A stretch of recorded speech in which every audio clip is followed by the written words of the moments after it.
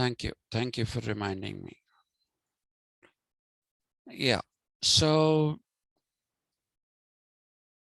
you can't even look at his books and categorize them as rationalist or romantic.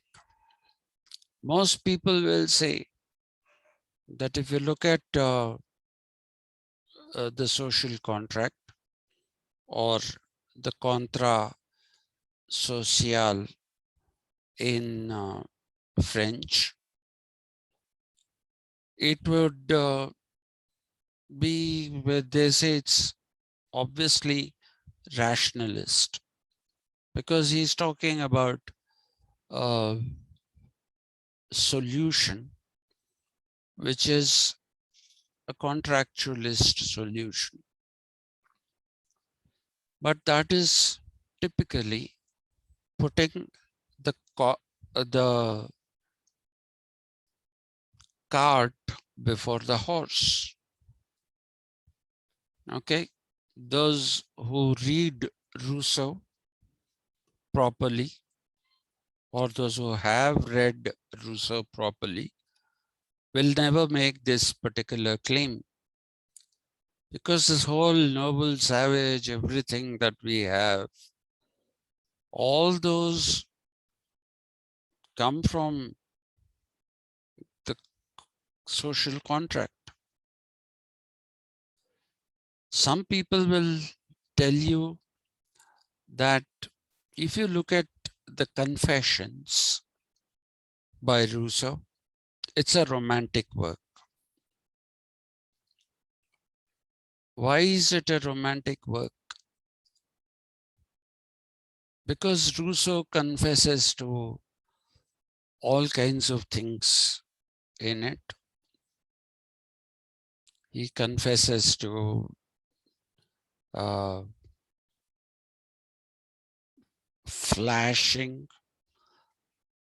I hope you know what flashing is.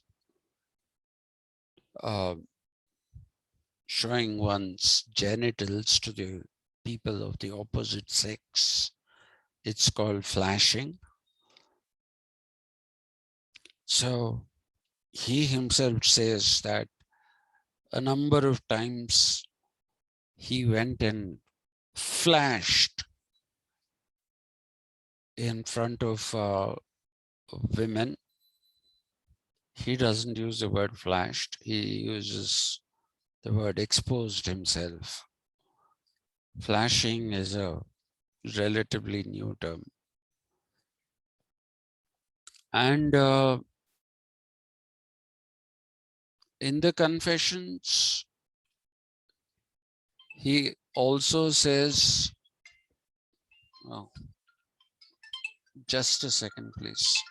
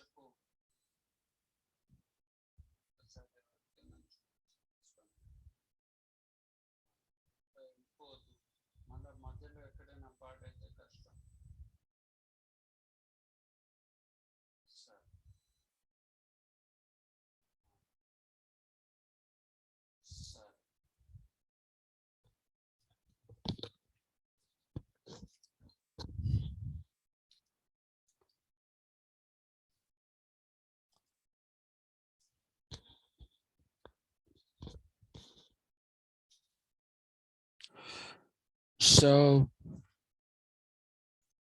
the point is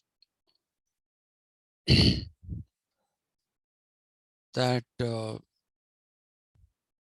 confessions, people say, is the romantic phase. But how many people actually know that he wrote the confessions towards the end of his life? And the book was only published posthumously. And that in that book, Rousseau is being deliberately, he's being deliberately naughty. He's trying to shock people. So he says all kinds of things. There is no evidence that he actually did all those things that he claims to have done in the Confessions. That was a book which was apparently written with the intention. It was apparently written with the intention to shock. Rousseau believed that people, if you tell them something rationally, properly, if you try to, discuss something and present it to them, then they don't listen to you. And because they don't listen to you, you will see that they don't follow what you want them to do. So he wanted to shock people. He wanted to shock people to get their attention. And it was not some puerile attention seeking exercise. It was a very carefully calculated exercise aimed at shocking a certain kind of audience. He did many shocking things, but they were all not random. They were all aimed at various different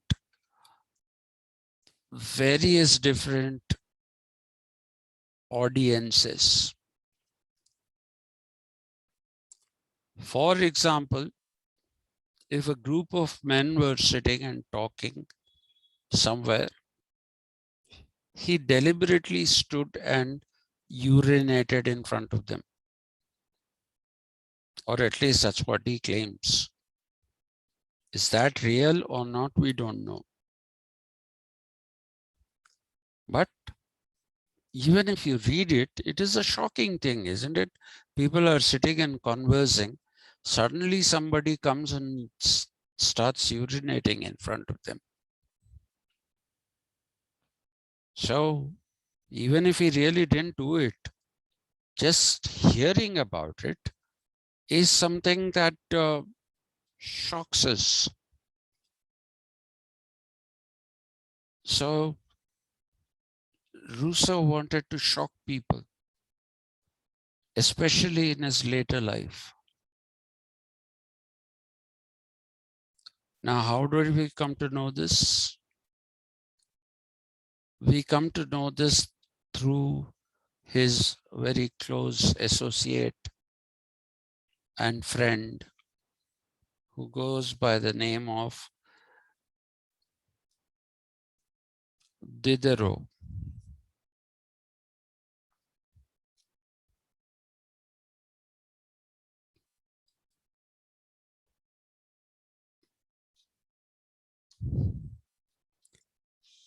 Okay, Diderot is the one who tells us this story that Rousseau basically wanted to shock people out of their, people get used to life.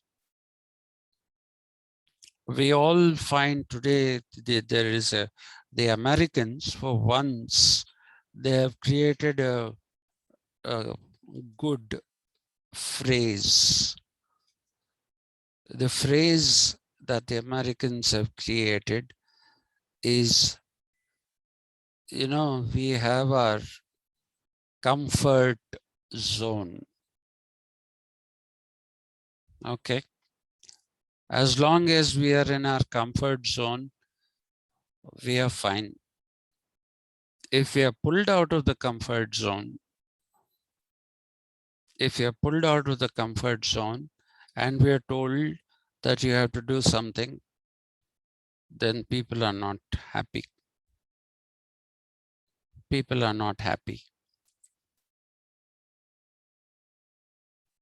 Okay. If I pull one of my departmental colleagues and ask him to take a proper class on Rousseau,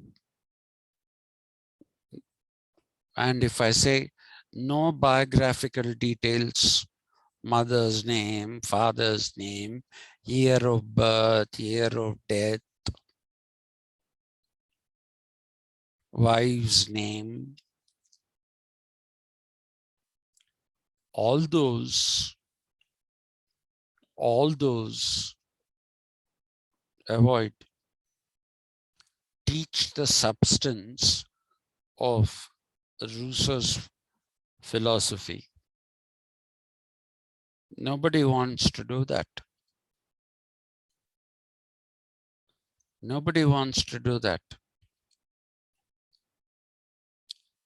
So, last year, our wonderful head of the department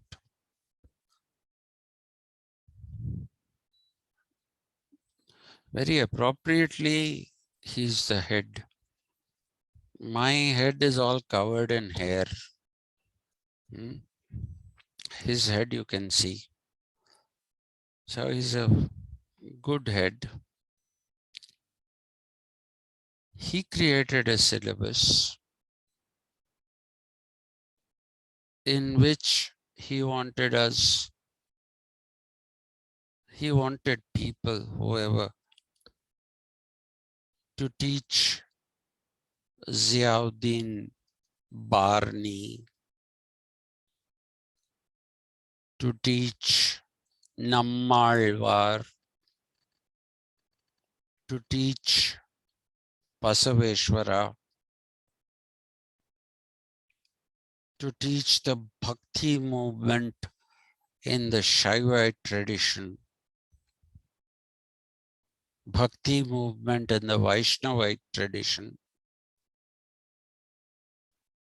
So he made this wonderful syllabus with that greatest scholar ever born on the face of the earth who unfortunately committed suicide. Together, they made this grand syllabus, absolutely grand syllabus. Pandita Ramabai.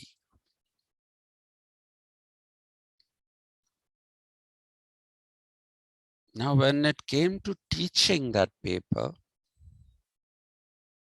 nobody wanted to teach that paper. Even I didn't want to teach that paper. I said, I don't want to teach that paper. Why should I teach that paper? It says that who are all these people? Why should I? These are religious things. It's not even political science. remotely. Why do you want me to teach this? He said, no, no, no, you got to teach. I said, I have an idea. You created this paper. You created this paper, and therefore, I request you to teach this paper to all colleges. We have this technology now.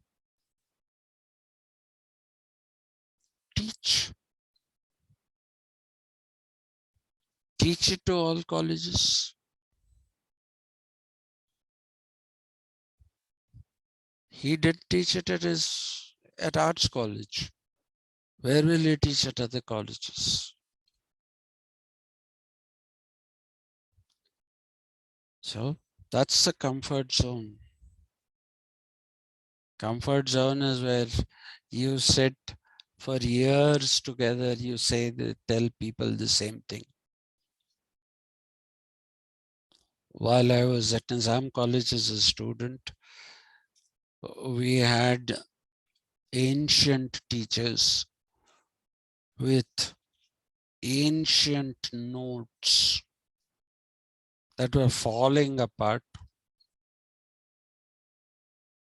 They would come and teach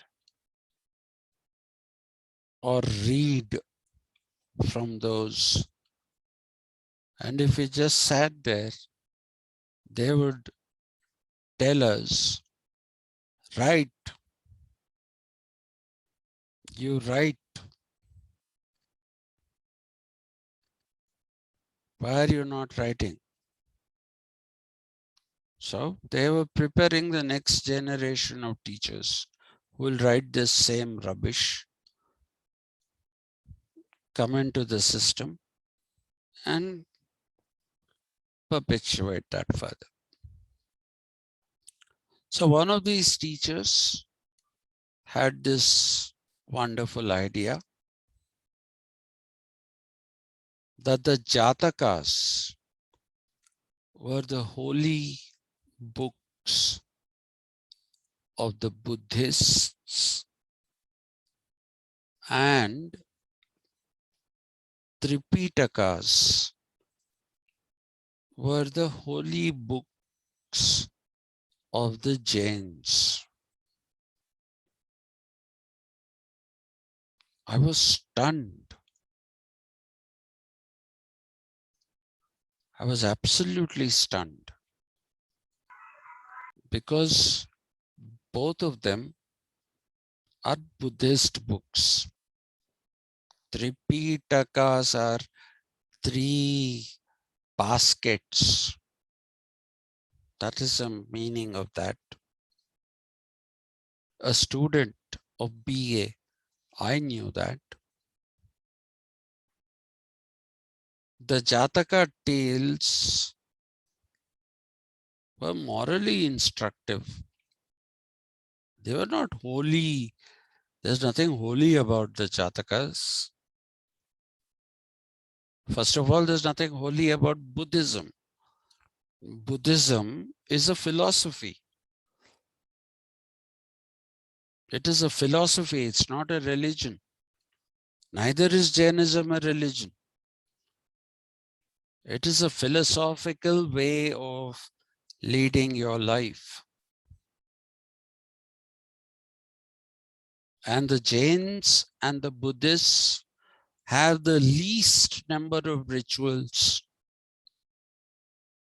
Even Sanatana Dharma, which is now called Hinduism, thanks to Raja Ram Mohan Roy, this is also not a religion.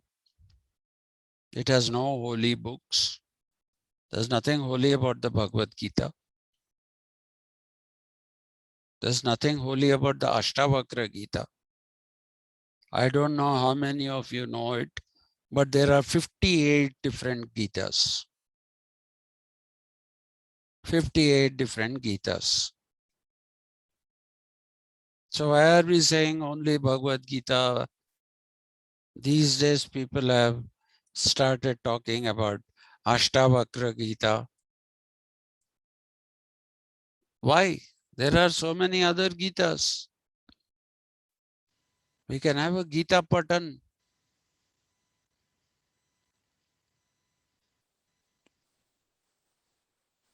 So the point that I'm trying to make is that we all slip comfortably into our areas over a period of time, and after that we don't want to get out of there. That is why there is no upgradation of knowledge. And when there is no upgradation of knowledge, we end up teaching nonsense. So Confessions is not a romantic book. How can you even call it romantic? In what sense is it romantic?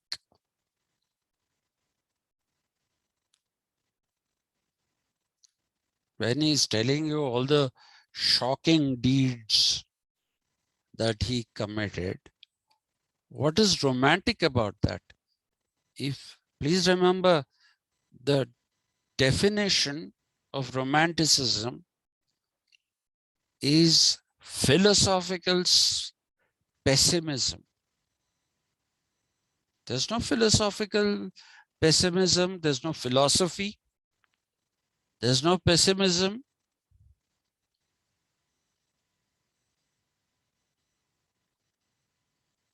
So why are we calling that book a romantic book? It's not romantic. People say Emile is romantic. Why is it romantic?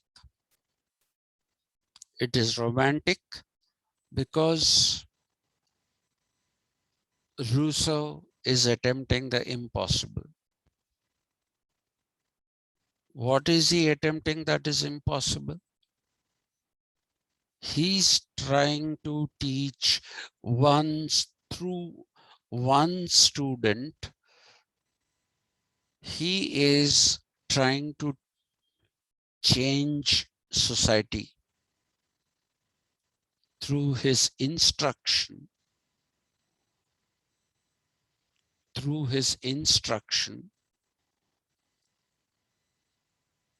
to one student. He is trying to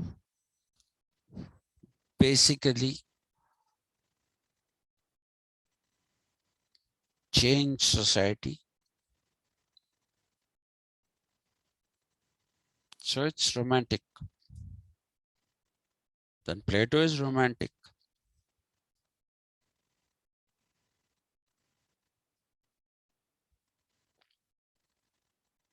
Please remember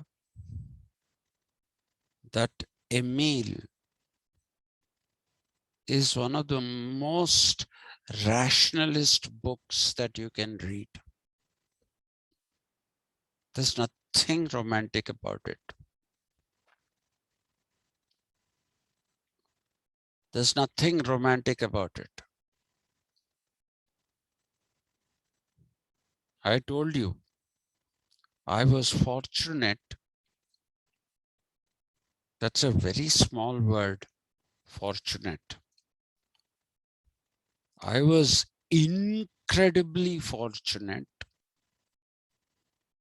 to get a copy of the Emile for 1 rupee 50 paisa on the footpaths of Abbots. I still treasure that book. I keep it. That is one book that I will never give to anyone.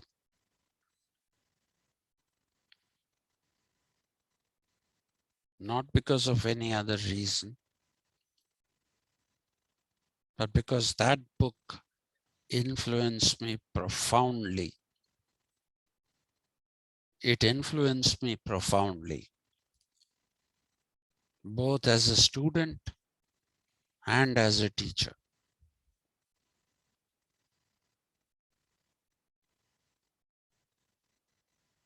Both as a student and as a teacher, it has influenced me profoundly, that particular book.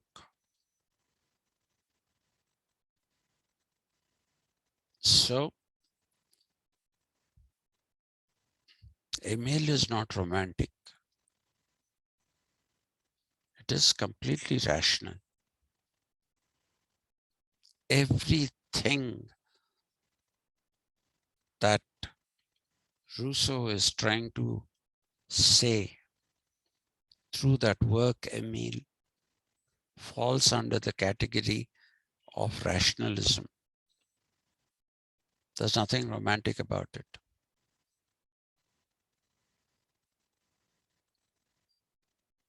Like I told you, there are romantic parts in the social contract, not in Emile. There's nothing romantic about Emile. In fact, it's a very bad thing that we teach only the social contract, lump him along with two people with whom he has nothing in common. Thomas Hobbes and John Locke. Actually, Rousseau should be taught, he should be given a separate chapter. He should be given a separate chapter. He should be given, or rather, we should be teaching not just the social contract, but also Emile.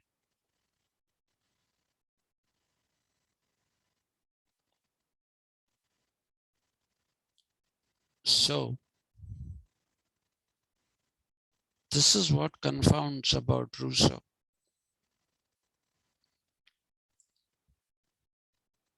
He says, and if you look at his discourse on inequality,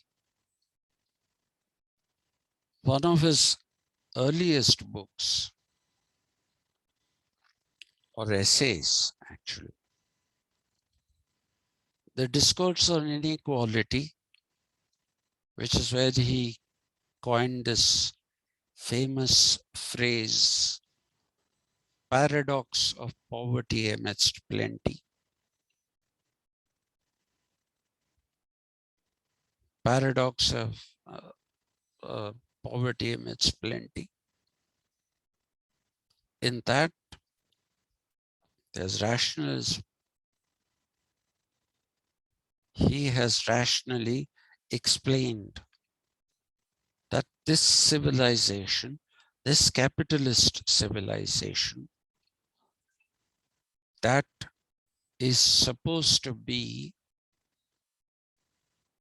a solution to poverty,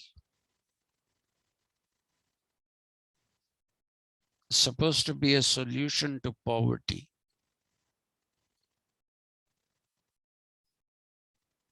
He says is not a solution to poverty. It is something that brings poverty in a newer form.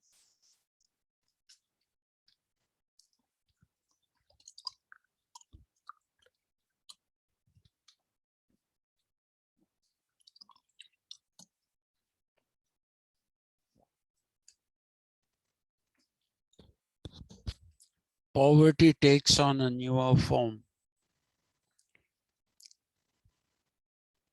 There are poor people. Previously, if people got poor, everybody was getting poor. Now, some people are getting rich and some people are getting poor. The rich are getting richer, the poor are getting poorer. This is what you hear. That is what Rousseau said when he talked about the paradox of poverty amidst plenty. He used this expression: the rich get rich and the poor get poor.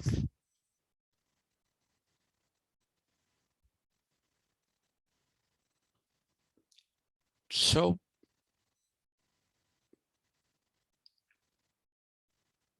there is a rationalist there. There is a rationalist there. And a lot of people have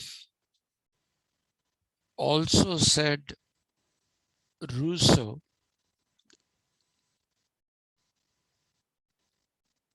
this is what he said in the Contra Social or social contract. He said,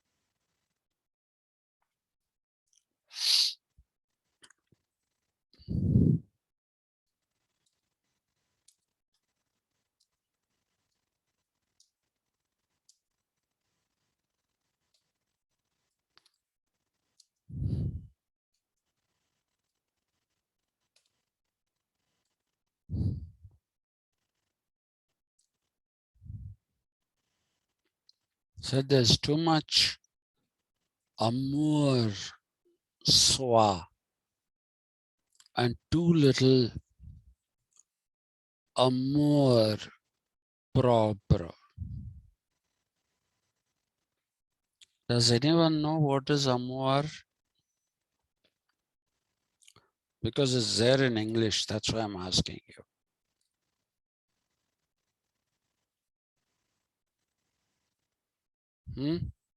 Love, Have, sir. have you heard this word? Paramour. Paramour. Okay. Love. Amorous. Paramour. Nice. Do you have a paramour, Akshay? No, sir. No? No, You're planning to have one in the future. no, sir. So I thought you were preparing by having a paramour. Have you heard of these two terms? Amorous means love. Hmm. Paramour means lover. Hmm. Paramour means a love outside of marriage, not just love. If you have a lover who's outside of your marriage while you're married, then that person is a paramour. Amorous is love for the opposite sex.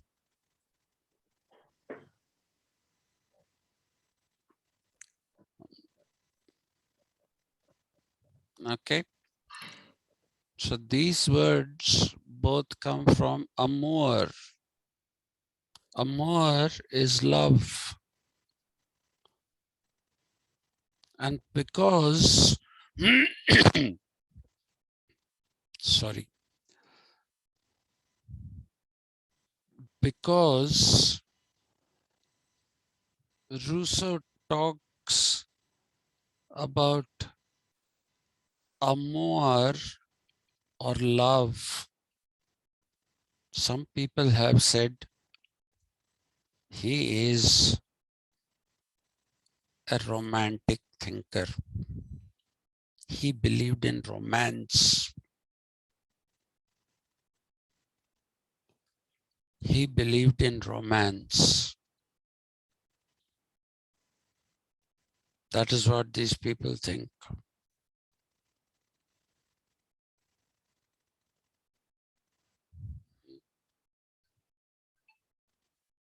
Unfortunately, that is not the case. Amour soi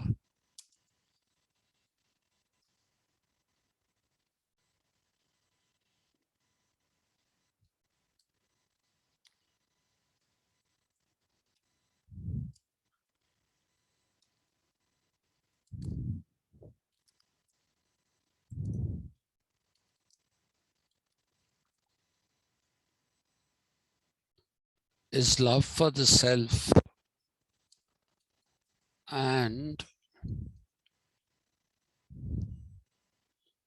amour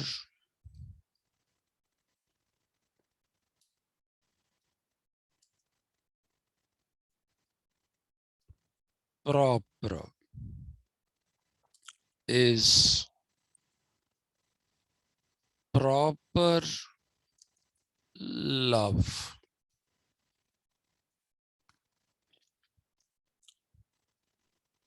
Sir, it's showing self-esteem. Which one? Amour propre. Amour propre Propre. where is it showing? Merriam-Webster. And what is it showing about amour soi? It is only showing amour propre, sir. It's amour propre, and amour propre is proper love.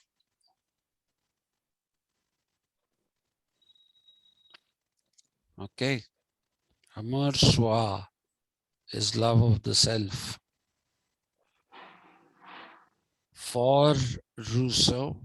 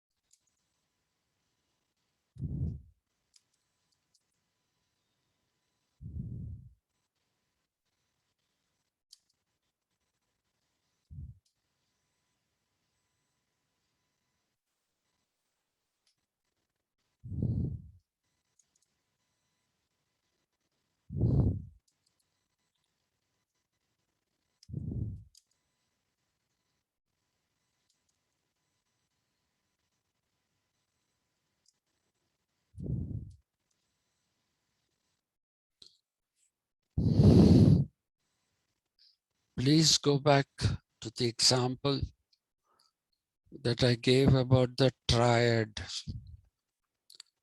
In Rousseau, there is a triad, I told you. I hope you remember. You cannot forget this triad, because we are doing uh, when we are doing what Hegel, again this triad will come up. This this triad is there in Kant. It is there in Marx. Let's see if I'll teach it in Kant or not. But I have no option but to teach it in Hegel and Marx. So the triad is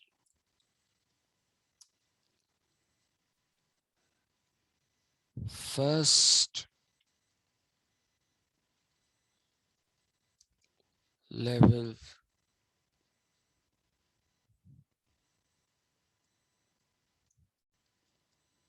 family.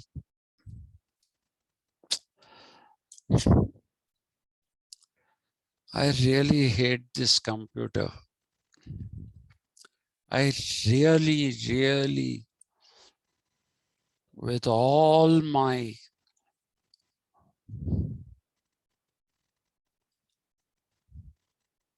such a terrible thing.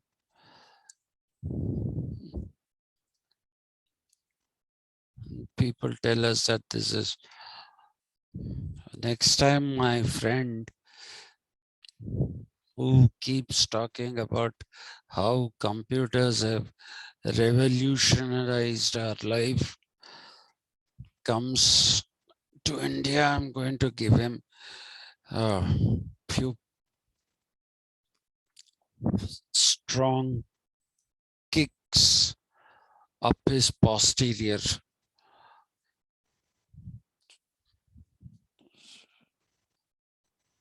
This is for demented people, mentally handicapped people use this. Yeah. So the first level of the triad is the family.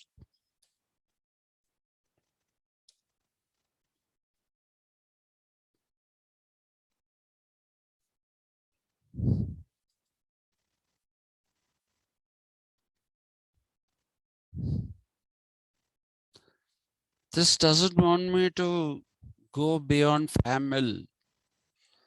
I think I will oblige.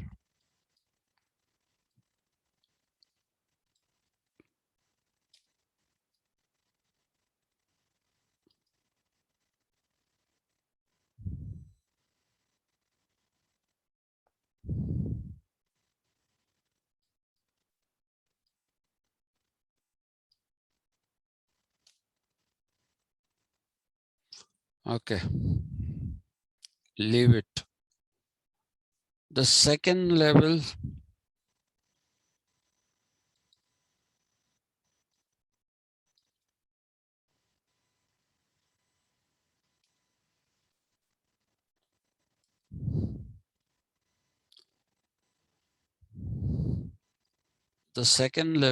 is the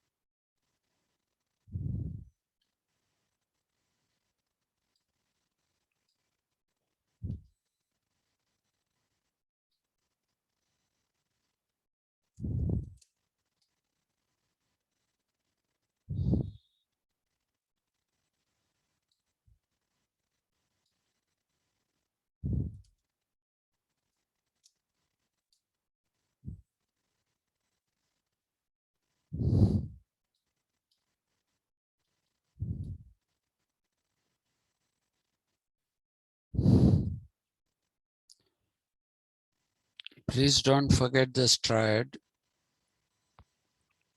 He talks, I have written it as city state because anyway I have to say it later. I have to call it a city state. So given the fact that I have to call it a city state, I might as well write it as city state, but otherwise people write it as family, bourgeois, civil society. I'll come to that part as to why I am putting that in the bracket, or let me do it now itself. Some people believe that Rousseau differentiated between bourgeois society and civil society. Okay, they say that he believed that the bourgeois society or the capitalist society was bad and the civil society was not a bad thing, which is not a correct argument.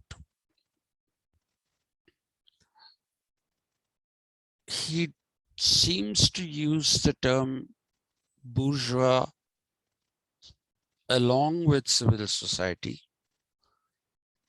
along with civil, to characterize society because he wants to refute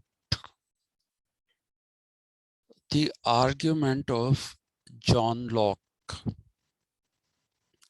If you remember the civil society in John Locke comes into being on the basis of a property criterion.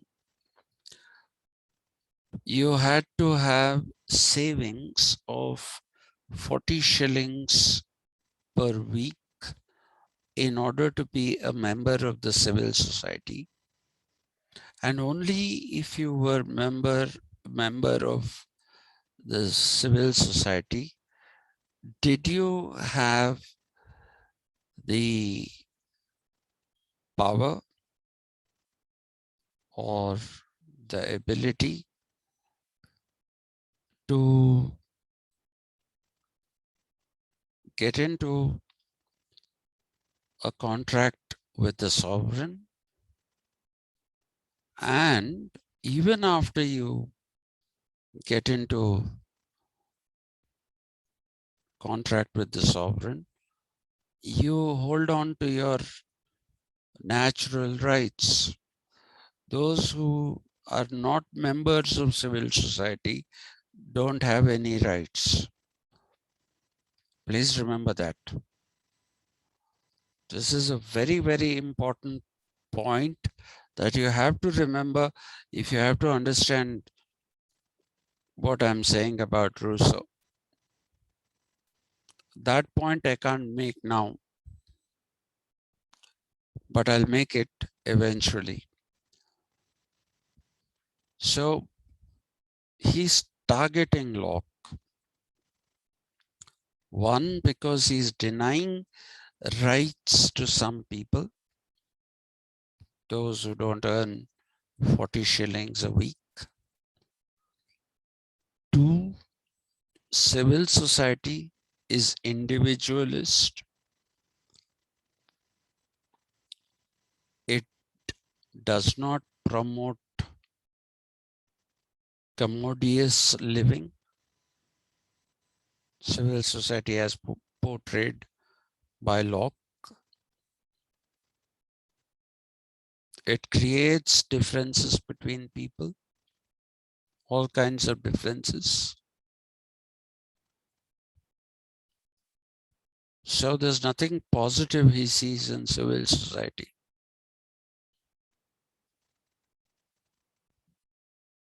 There's nothing positive in it. He sees civil society as existing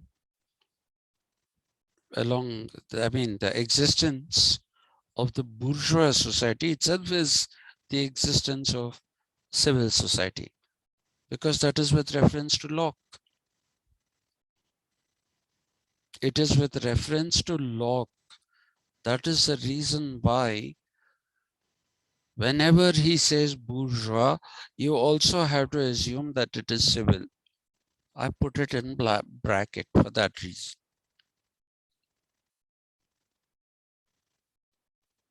The bourgeois society for him is a civil society, basically. And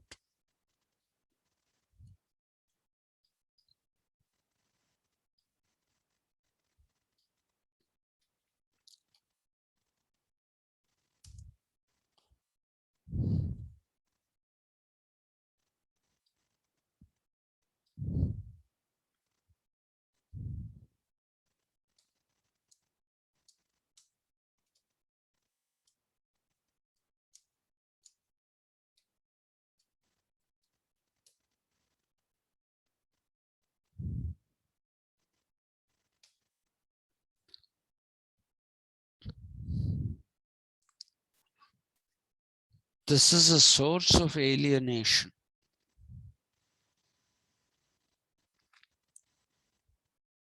We'll get to that argument in a minute.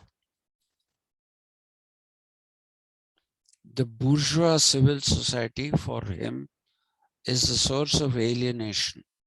Alienation of whom? One man from another. Alienation of one man from another.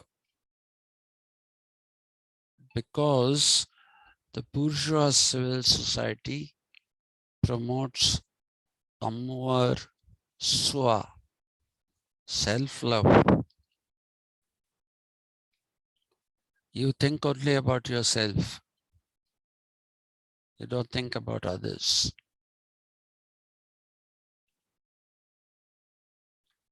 He believes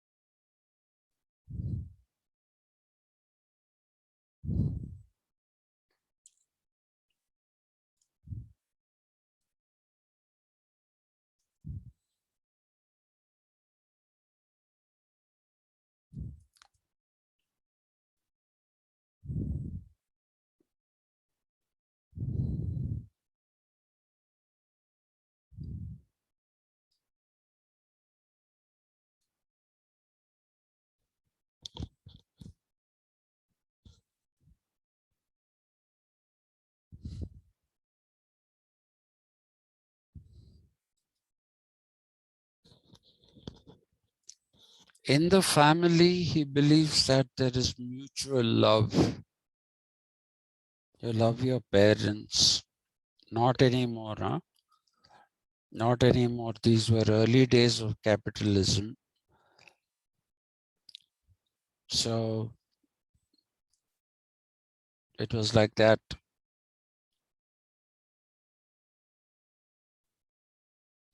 It isn't like that anymore. Right from people of my generation, not even the new generation. I feel very sad when one aunt of mine fell ill because of insecurity. People think psychiatric illnesses, they're just there, you can give them medicines, they go. They don't kill. They are not a life-threatening thing. Very wrong.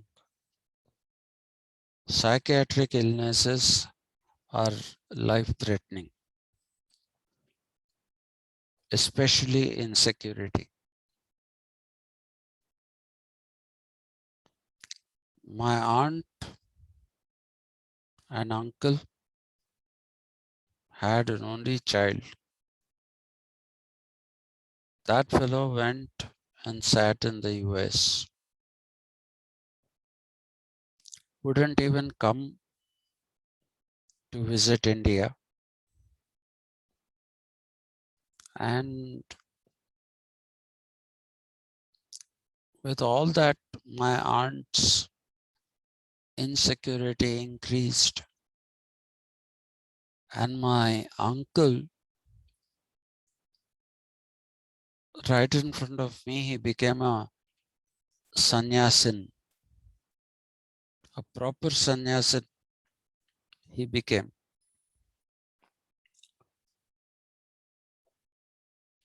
And my aunt was very sick. I used to go try to talk to her. Sometimes she would talk to me in Kannada because I told you I have Kannada roots, and a number of my uh, members of the extended family, they speak Kannada at home even today. We are the exception. We became Telugus. My mother's family also. They became Marathis originally, and then they became Telugus. Her original surname was Shamji Sarkar. So, but she doesn't know Marathi. But there are Marathis in my family as well, in the extended family. Anyway, so one day she would speak to me and this lady was polyglot. So she knew Marathi, she knew Kannada, she knew Telugu, English, French, very intelligent lady. And when I went, sometimes she wouldn't recognize who I was. It's a heartbreaking experience. Sometimes she would. And finally, a stage came when she had to be put in a hospital. And at that time, my cousin comes, and right next to him, he's telling the doctor,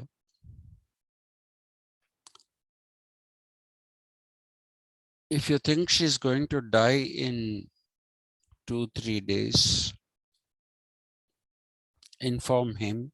Him is me. inform him, I'll come back.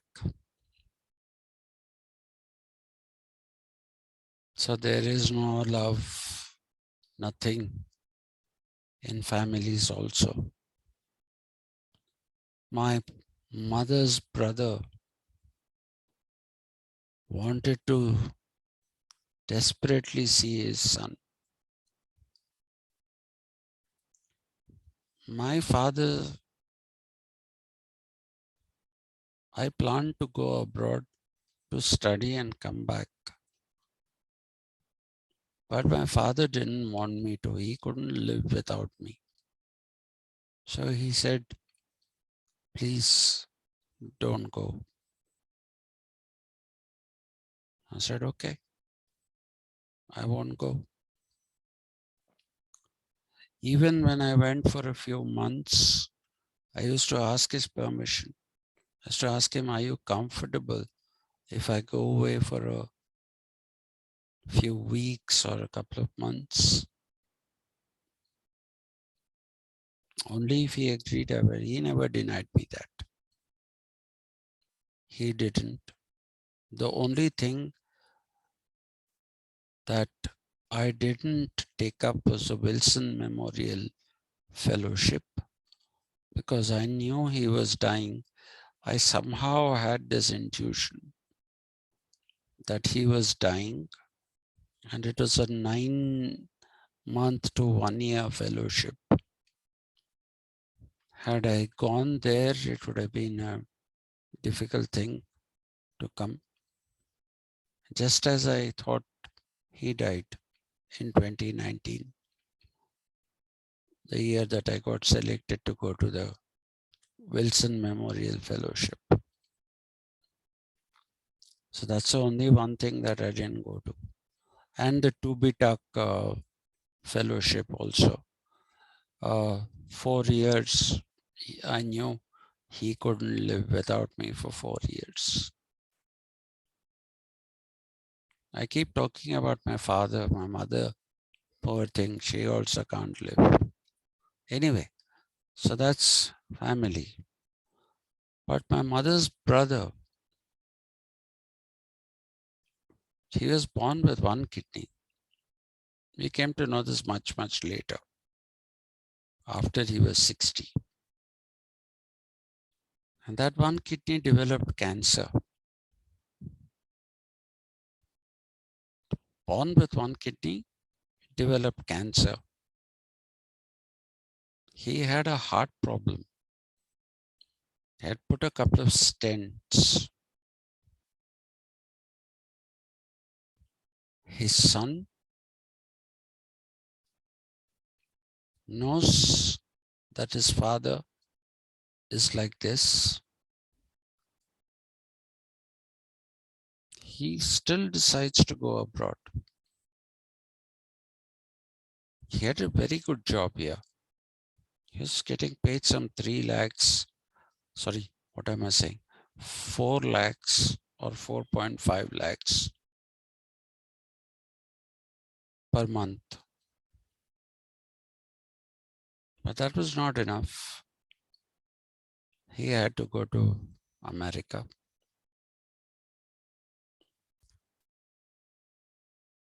My uncle took ill and he wanted to see his son. He kept asking, come once, come once. He didn't come.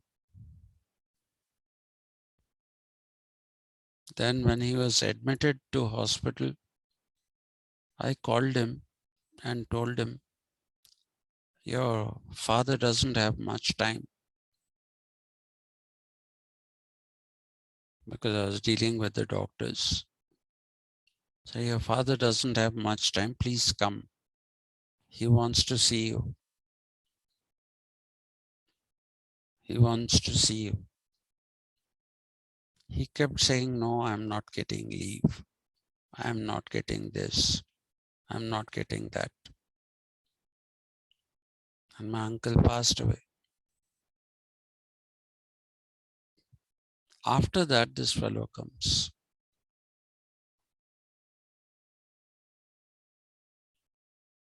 So where is his family?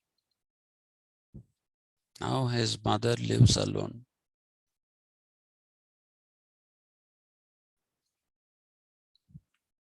His mother lives alone. Just imagine if I went away with my wife, who would look after my mother? And you can't take your parents abroad so easily. You can't.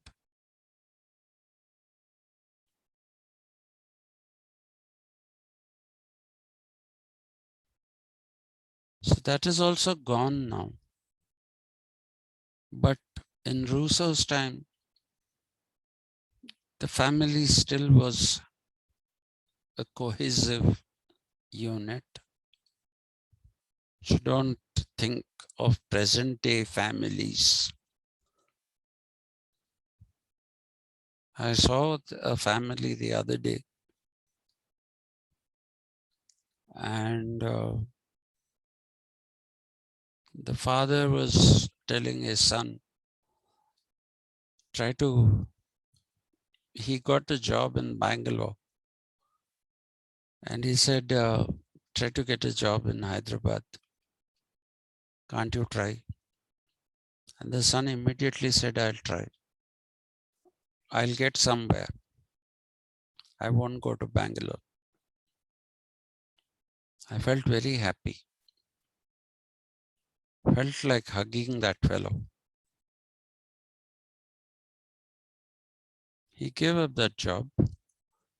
He believes he'll get a job here. It's a matter of time, which is good. But now alienation has set in families also.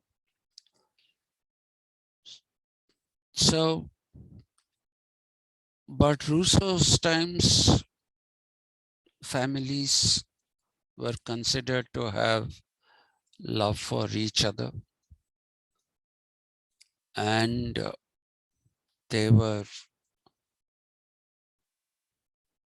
family members, and they functioned as one unit. Even when I was a child, he always said, if we bought a refrigerator, we never said, I bought a refrigerator or my father bought a refrigerator.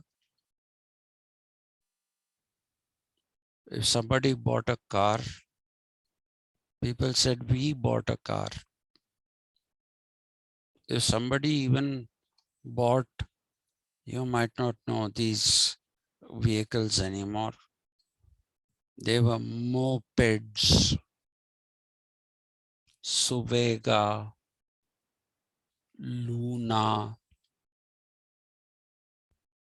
Even if that humble moped, those were the ones that, this was the days of the license Raj. You couldn't buy scooters. So people used to buy these, or you had to buy motorcycles, heavy cumbersome machines. So quite a few people bought Luna mopeds. Quite a few people bought Suvega mopeds. In fact, Suvega was made by Mopeds India Limited, which had a plant in Tirupati. Kinetic Engineering used to make a moped called Luna, and later on TVS also started making mopeds. So more people bought mopeds than scooters or anything. And people always said, we bought it.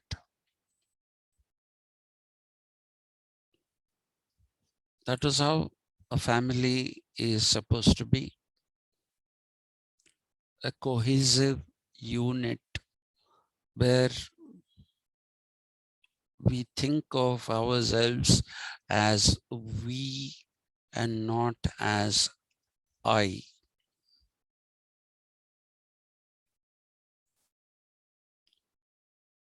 But in the bourgeois civil society, which is competitive, you don't think of yourself as we. How can you? If you go for a job interview, if there is one job and there are some 15 people sitting there, shortlisted people, that too, if they are sitting there, each of those 14 people, you are the 15th one, each of the 14 people, they represent competition. What competition? They can take the job away from you. So how can you have love for them? How can you have a sense of species being? It becomes I. That's what Rousseau says. It becomes I. He disagreed with Locke on this civil society. Only some people enjoying franchise. He disagreed with the idea of everything being limited, limited state, limited government. Everything is limited. He wanted to maximize freedoms. That's what Locke claimed. Maximize freedoms. Those 4 freedoms that I talk about. Free thinking, freedom of speech, free will, and free market. And Rousseau said, yet we have this society, bourgeois civil society, where man is born free, but grows up in chains.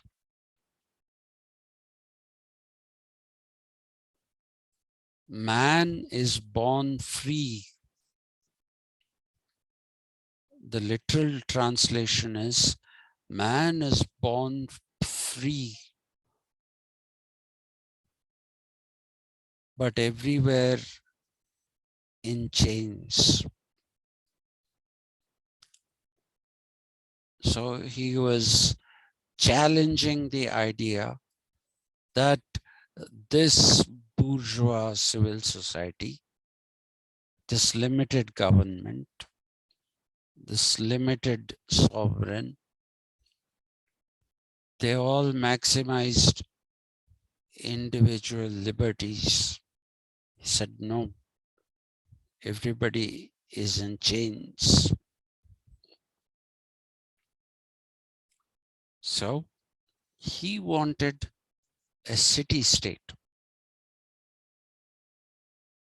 He wanted a city state, not a nation state. I'll tell you the reason in the next class. He wanted to have a city state, and in this city state, the task of the city state was bring that feeling of oneness among many people in a family. A family unit is a small unit, it's not a very big unit. So that oneness that you experience, the we-ness that you experience in a family, he wanted that to be duplicated or replicated in the city-state, which is overcoming the bourgeois civil society, overcoming alienation, overcoming selfishness,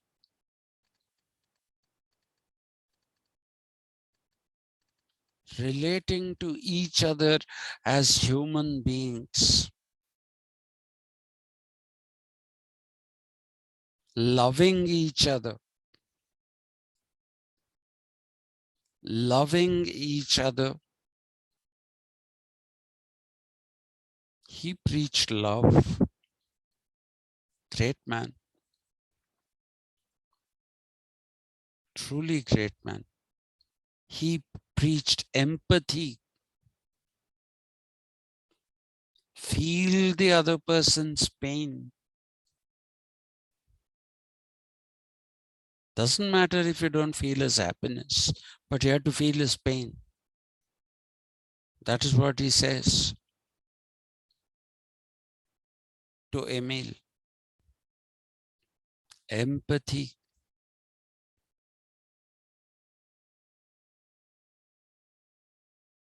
So he wanted the city-state to be a large family.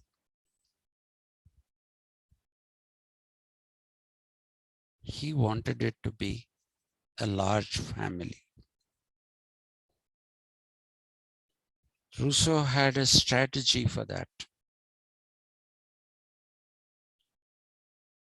That I shall talk to you tomorrow in the morning at 9 o'clock. I shall talk to you about Rousseau, and as tomorrow we'll conclude with Rousseau.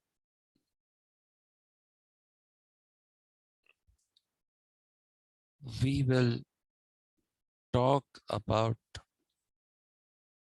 how and why Rousseau wanted a city-state. Why was he against nation states?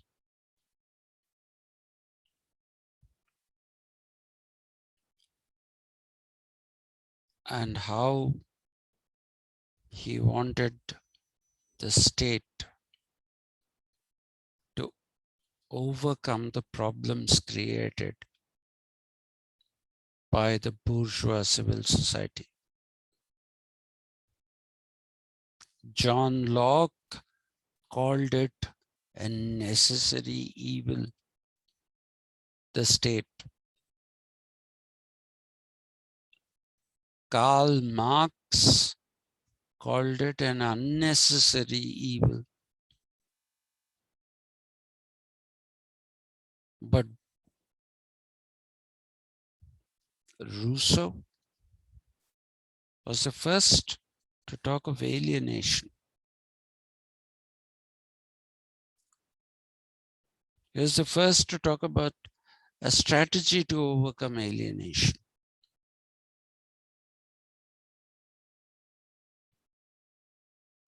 So don't fall for that argument.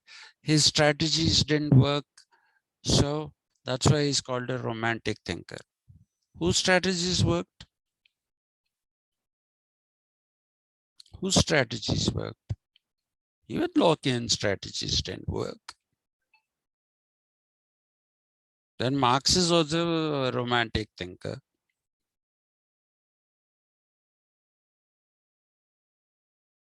If people whose strategies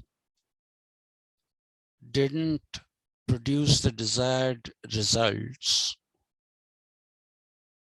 if you say they are all romantics,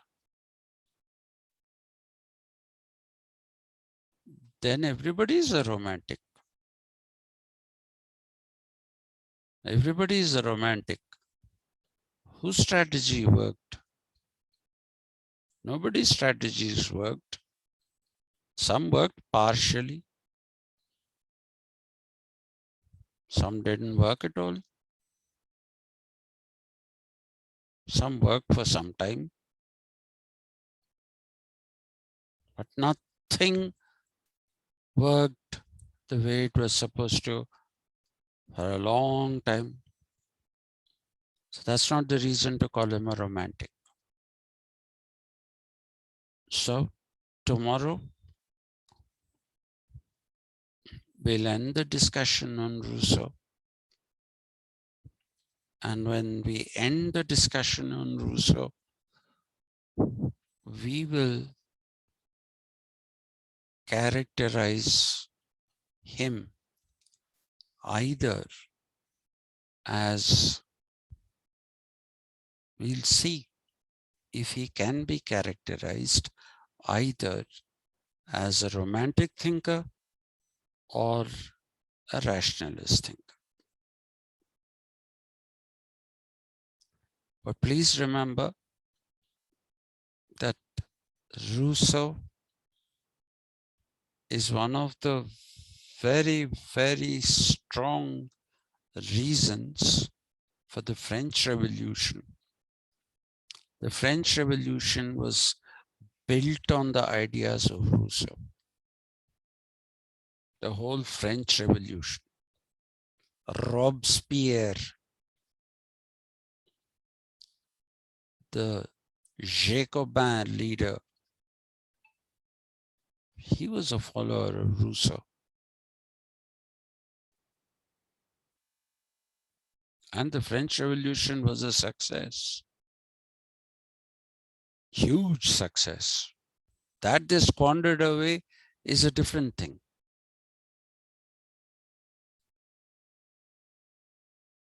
That's a different thing. But the French Revolution, very big success. People talk about American Revolution. What American Revolution? You went and gave a declaration of independence to the King of England saying, we are no longer your subjects. So the king sends an army. As it is, he's not able to pay the army.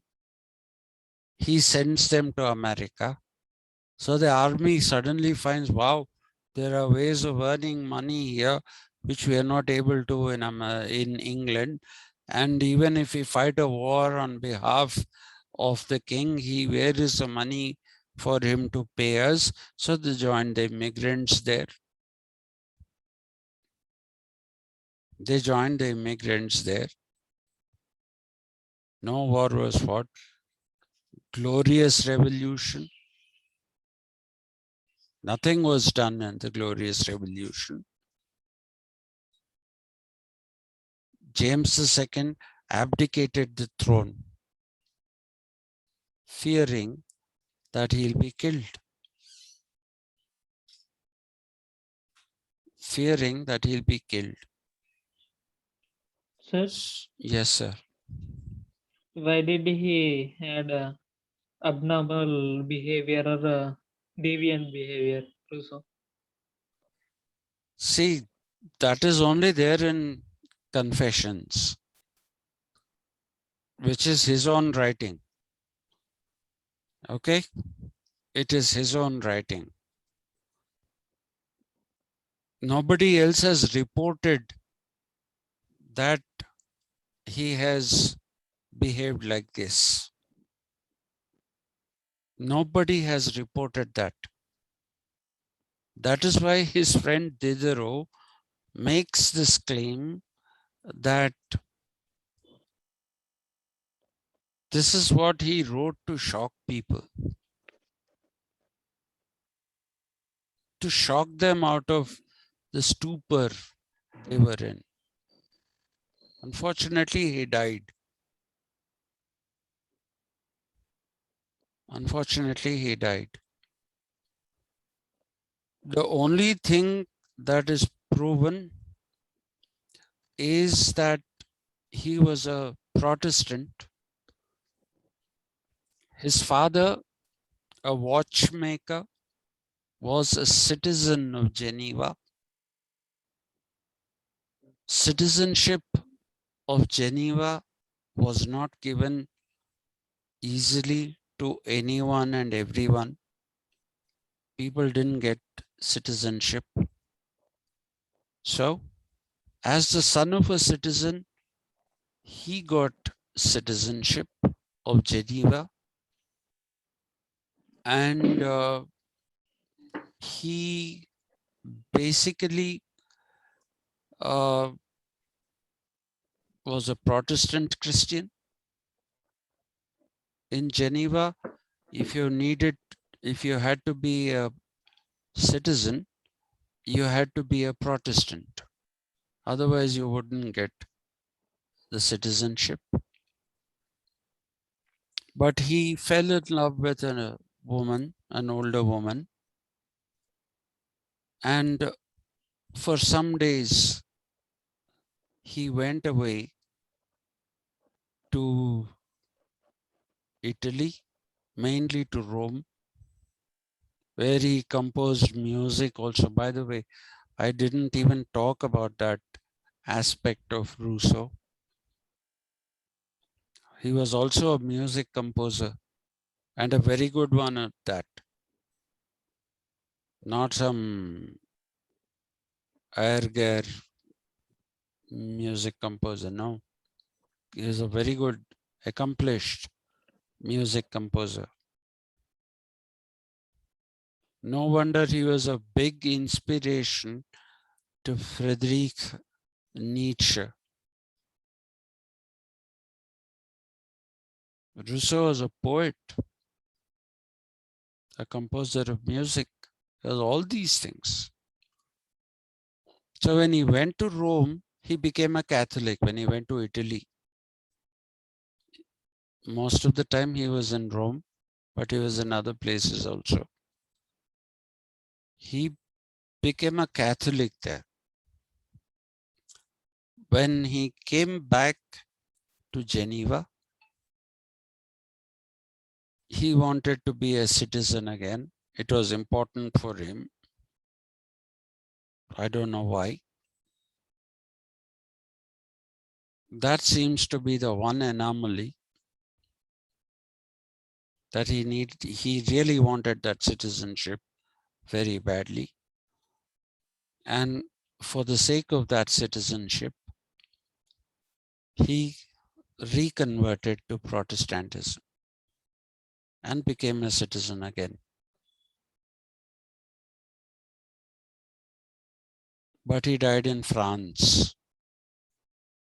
In those days, it was Republic of Geneva. He didn't die in Geneva. He died in France. We'll discuss that tomorrow. Yes, sir. Did that answer your question for now? Yes, sir. Okay. Thank you, sir. Thank you. Any other Thank you, questions? sir. Thank you, sir. Thank you. Thank you. Today I was a little late. I told you I went for a useless meeting. I don't know. My good friend thinks he's doing me a favor, but more than doing me a favor, he thinks Usmania University, he's doing Usmania University a favor by putting me in all these stupid committees. Yeah. You know, Franklin Roosevelt was absolutely right when he said the system of committees has been a creation of the cowards. That's what he said. It's a creation of the cowards who don't have the moral courage to own up to a decision in case it fails. And not only do we have cowards, we have incompetent idiots in these committees. I have to go this whole week. I have to go for those meetings. What can I say? We don't have morning classes, sir. We have. I'll go only after the classes. We Okay. have morning classes. You have a morning class tomorrow at 9 o'clock. Okay, sir. Yeah, there's a morning class tomorrow. There'll be a morning class every day Okay, sir. and an evening class Okay, sir. because I have to finish this first semester syllabus. So we require 2 classes. Yes, sir. Yeah. So thank you. Thank you, sir. Yeah. Thank you, sir. Thank you. Thank you very much.